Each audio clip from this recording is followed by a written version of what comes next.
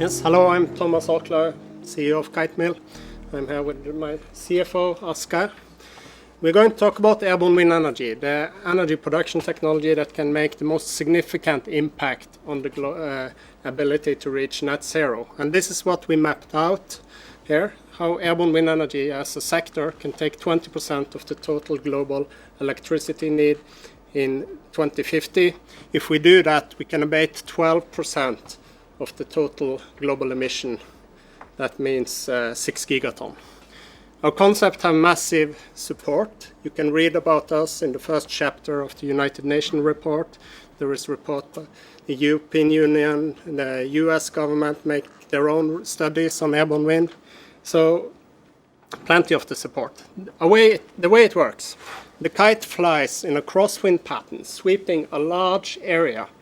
And then we are utilizing the lifting force that the kite or the wing is producing to pull out a tether from a generator on the ground.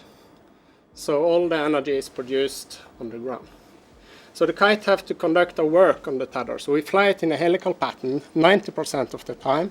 10% of the time we are pulling it back. And then we're entering new production cycles. Takeoff and landing, we use propellers, so it can take off from the ground independent of the wind condition on the ground, come up to the altitude where the wind is strong and more consistent, and produce power there. All of this happens automatic, of course. Right now we are flying flights of 1.5 hours. That's about how long we can fly automatic, and we keep pushing this one, and we had great progress lately. We are focusing on endurance flights, and already now you can see that the net positive energy production is good for this level of technology development. What we are doing is to line up the forces in a smarter way, so we can handle the same power as a conventional wind turbine with only 10% of the material. And then we are reaching higher up where the wind is stronger and more consistent. So this will lead to a higher availability. We will be able to deliver full power more often. We are talking about capacity factors of 60%.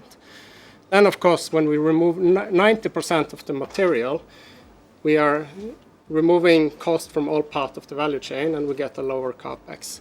Increasing yield, reducing cost, give a very beneficial levelized cost of energy.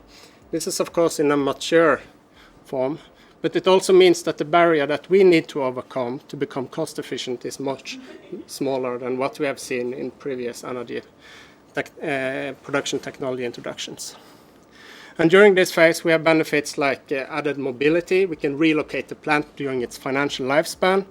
But maybe one of the most important keys to have the significant impact is the density, the energy density, 5 times higher than conventional wind. This will be very important in the net zero transition. To reach these objectives, we need to reach utility scale projects as soon as possible. This is typically projects that have contracts of 50 to hundreds of units in each contract. We cannot qualify for that yet, so we have to build up a pipeline of smaller projects, gain operational experience, first, and this is what we are in the process of developing now. The first pipeline project has been funded by the European Innovation Fund, so they have awarded a project of total €7 million cost that will demonstrate 12 100 kilowatt units operating during a 3-year monitoring period. This project will start in 2025, and it's one of the key milestones in our commercialization path. Kitemill have a team of more than 20 people. We have experience from the wind turbine industry, general aviation, automotive. We are from Norway, oil and gas, of course, and we have really strong industrial partners. We have the best test site in the world. Here we are building up infrastructure to qualify and develop the systems.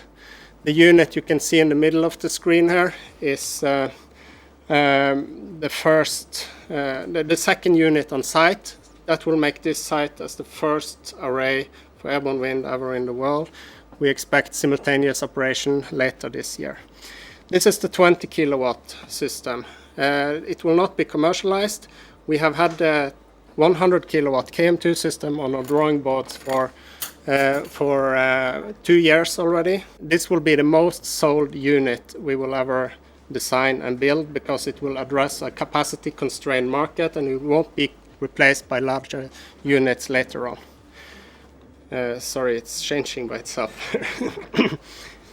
And then we are going to scale up further. The 500 kilowatt unit is the threshold where we can compete with full-scale onshore wind power. So this can make airborne wind the most cost-efficient energy production technology over a vast part of the land area.